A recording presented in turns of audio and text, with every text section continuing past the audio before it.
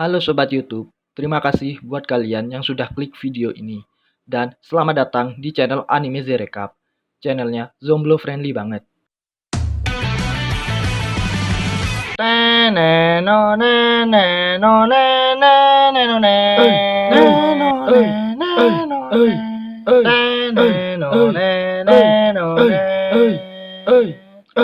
Kali ini, Anime Zerekap bakal meringkas alur cerita Hige wo Shuru Joshi Kousei wo Hero atau biasa disingkat Hige Hero. Dan tanpa banyak basa-basi lagi, mari kita gas ke alur ceritanya.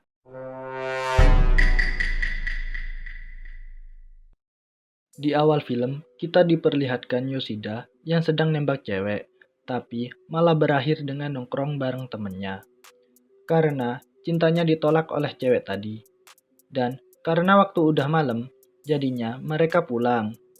Saat perjalanan pulang, Yoshida nggak sengaja nemuin cewek SMA yang sedang duduk di bawah tiang listrik. Singkat cerita, Yoshida bawa pulang itu cewek ke rumahnya. Sesampainya di rumah Yoshida tepar gitu aja karena udah mabuk berat. Keesokan harinya, itu cewek diinterogasi sama Yoshida. Dan nama itu cewek adalah Ogiwara Sayu. Ternyata, Sayu kabur dari rumahnya karena suatu permasalahan.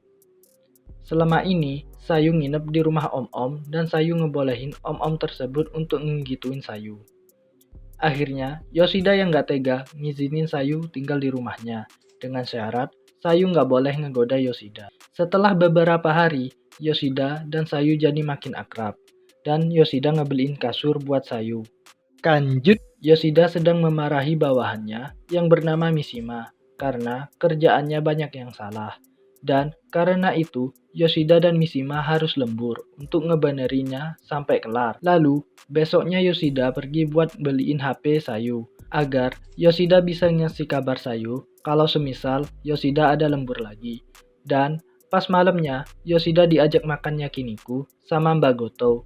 Ternyata Mbak Goto ngajak Yoshida buat nanyain kebenaran gosip yang ada di kantornya tentang Yoshida yang udah punya pacar. Dan Yoshida pun bilang kalau gosip itu nggak benar. Dan sepulangnya makan yakiniku, Yoshida ngasih HP ke Sayu yang baru ia beli. Kemudian, scene berpindah saat Yoshida dan Mishima selesai nobar di bioskop. Dan saat perjalanan pulang, tiba-tiba Mishima meluk Yoshida. Dan Sayu yang sedang nyari Yoshida nggak sengaja ngeliat mereka. Sesampainya di rumah Yoshida, Yoshida kaget karena Sayu nggak ada di rumahnya. Singkat cerita, Yoshida nemuin Sayu di taman yang sedang berbicara dengan Mishima. Dan Yoshida ngajak Sayu pulang. Sesampainya di rumah Yoshida, tiba-tiba Sayu ngegoda Yoshida. Akan tetapi iman Yoshida sangat kuat sampai akhirnya Sayu menyerah. Beberapa hari kemudian, Sayu mulai bekerja di Indo April. Dan Yuki menjelaskan tentang pekerjaan yang harus Sayu lakukan. Saat malamnya, ternyata Yuki mampir ke rumah Yoshida. Setelah itu, mereka makan malam bersama dan saling bercerita. Kemudian, Yoshida mengantarkan Yuki pulang. Besoknya, saat selesai bekerja, Yoshida diajak Goto untuk makan yakiniku. Ternyata, Goto bilang kalau dia suka sama Yoshida. Dan Yoshida nggak percaya gitu aja. Akhirnya, Yoshida ngajak Goto buat check-in. Buat mastiin kalau Goto nggak bohong. Dan Goto mau. Tapi ternyata Yoshida cuman bercanda. Mereka pun nggak jadi check-in. Saat perjalanan pulang, Yoshida cerita ke Goto kalau Yoshida tinggal bareng Sayu dan ngajak Goto buat ketemu dengan Sayu di rumahnya. Kemudian, mereka bertiga saling mengobrol. Tak lama kemudian, Sayu nyuruh Yoshida belanja agar Sayu dan Goto bisa bicara berdua. Setelah itu, Goto menginterogasi Sayu dan memberikan beberapa nasihat. Dan Sayu menceritakan kisahnya saat kabur dari rumah. Sampai akhirnya mereka berdua menjadi sangat akrab. Saat Yoshida pergi berbelanja, Yoshida nggak sengaja ketemu Mishima dan mereka sedikit berdebat. Setelah itu, mereka pulang. Kemudian, Yoshida nganterin Goto pulang. Keesokannya, Sayu pergi bekerja dan Sayu ketemu sama Yaguchi Kyoya, cowok yang dulu pernah ngentot Sayu. Sayu jadi panik. Untungnya Yuki datang dan nendang Kyoya. Kemudian, saat di perjalanan pulang, Sayu dicegat sama Kyoya. Kyoya bilang, kalau Sayu nunjukin tempat tinggalnya yang sekarang, Kyoya janji gak akan bocorin masa lalunya Sayu. Sayu pun setuju. Saat di rumah Yoshida, Kyoya nyerang Sayu, tapi Sayu ngelawan. Akan tetapi, karena Sayu nggak mau masa lalunya dibongkar, akhirnya Sayu pasrah gitu aja. Namun, tiba-tiba Yoshida datang dan mengusir Kyoya. Setelah itu, Yoshida nenangin Sayu. Keesokannya, Yuki yang ngeliat Sayu murung, tiba-tiba pergi ke Kyoya. Saat Yuki tahu kalau Kyoya penyebab murungnya Sayu, Yuki langsung nampar dan memarahi Kyoya. Akan tetapi, Kyoya nempatin janjinya. Sepulangnya bekerja, Yuki ngajak Sayu buat pergi lihat bintang. Akhirnya, mereka lihat bintang di sebuah bukit. Lanjut. Keesokannya, Sayu kembali bekerja seperti biasa. Tapi, akhir-akhir ini ada sebuah mobil mewah yang mengawasi tempat kerja Sayu. Dan sepulang kerja, Yuki kembali mampir ke rumah Yoshida untuk main bareng Sayu dan ngerjain tugas sekolah. Sementara itu, di tempat kerja Yoshida, Mishima cemburu saat melihat kedekatan Yoshida dan Gotou. Dan Mishima ngajak Gotou untuk makan siang bareng. Singkat cerita, mereka ngebahas Yoshida dan Sayu. Bahkan, Mishima sampai ngerasin suaranya sampai jadi perhatian pegawai lain. Sepulang kerja, Mishima meminta nomor Yoshida. Mereka sedikit debat, sampai Mishima ungkapin perasaannya. Tapi, Yoshida nggak beka. Setelah dapat nomor HP Yoshida, Mishima pergi begitu aja. Saat Sayu bekerja, ada seorang pria yang datang ke tempat kerja Sayu. Tapi, Sayu ngehindarin pria tersebut. Dan Sayu bisa lolos berkat bantuan Kyoya. Ternyata, pria tersebut adalah kakaknya Sayu. Kemudian, saat Sayu berbelanja, Sayu bertemu Mishima, dan Sayu ngelihat kakaknya yang sedang nyari Sayu. Berkat bantuan Mishima, Sayu berhasil lolos, karena Mishima bawa Sayu ke tempat karaoke. Setelah itu, Sayu ngabarin Yoshida. Sambil nungguin Yoshida, Mishima dan Sayu saling mengobrol. Tak lama kemudian, Yoshida datang buat jemput Sayu, dan saat Yoshida dan Sayu pergi, Mishima menangis karena cemburu. Besoknya, Sayu dan Yoshida pergi ke festival kembang api. Mereka pun bersenang-senang. Besoknya lagi, kakaknya Sayu datang ke rumah Yoshida buat jemput Sayu. Oh iya, kakaknya Sayu ini bernama Ogiwara Isa. Setelah itu, mereka mengobrol bersama, dan Isa menceritakan alasannya menjemput Sayu. Kemudian, Isa meminta waktu mengobrol berdua dengan Sayu. Mereka ngobrol berdua di mobilnya Isa. Isa menceritakan keadaan ibunya, dan Isa memberikan waktu selama seminggu.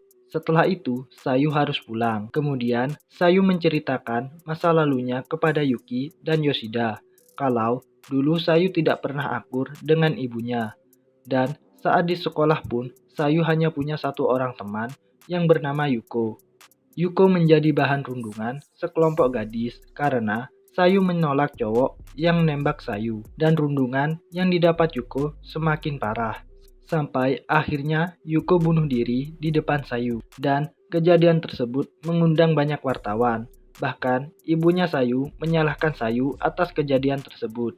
Hingga akhirnya Sayu memutuskan untuk pergi dari rumah dan Isa membantu Sayu. Bahkan Isa memberikan uang yang besar untuk biaya hidup Sayu. Setelah beberapa bulan, Sayu kehabisan uang dan Sayu mulai menginap di rumah om-om. Lanjut. Setelah beberapa hari, Sayu dan Yoshida pergi melihat bintang bersama. Dan Sayu bilang kalau Sayu bersyukur karena sudah bertemu dengan Yoshida.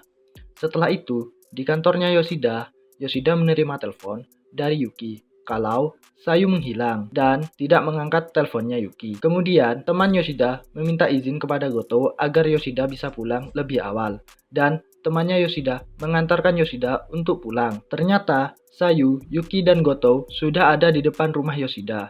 Kemudian, saat Yoshida mau tidur, tiba-tiba Sayu meminta untuk tidur di sebelah Yoshida. Yoshida mengizinkannya. Sayu pun bermanja kepada Yoshida karena itu adalah malam terakhir Sayu di rumah Yoshida. Keesokannya, Yuki dan Yoshida mengantar kepulangan Sayu, dan ternyata Yoshida ikut Sayu dan Isa ke Hokkaido. Sesampainya di Hokkaido, Isa menyuruh Yoshida dan Sayu menghabiskan waktu berdua selama 2-3 jam. Dan sebelum pulang ke rumahnya, Sayu mampir ke sekolahnya. Kemudian, Sayu dan Yoshida menyelinap ke sekolahnya. dan mereka pergi ke atap sekolah, tempat Yuko mengakhiri hidupnya. Di situ, Sayu menyalahkan dirinya yang menjadi penyebab kematian Yuko. Bahkan, Sayu sampai menangis. Yoshida berkata kalau itu bukan salah Sayu, dan Yoshida menyemangati Sayu. Setelah Sayu tenang, Sayu dan Yoshida kembali ke tempat Isa. Setelah itu, mereka pergi ke rumah ibu Sayu. Dan sesampainya di sana, ibunya Sayu langsung menampar Sayu dan memarahinya. Tapi Isa berhasil menenangkan ibunya Sayu. Kemudian Yoshida, Sayu, Isa, dan ibunya berbicara bersama. Tapi pembicaraan tersebut makin memanas sampai Yoshida dan Isa memohon sambil bersujud pada ibunya Sayu agar ibunya Sayu mau merawat Sayu sampai bisa mandiri. Tapi ibunya Sayu malah kayak orang sakit gitu, terus ngusir Yoshida dan Sayu. Kemudian, Yoshida kembali menyemangati Sayu. Setelah itu, Isa datang dan bilang kalau kata ibunya Sayu, Sayu harus tinggal di rumahnya dan Sayu harus melanjutkan sekolahnya. Ibunya Sayu juga berjanji gak akan ganggu Sayu lagi.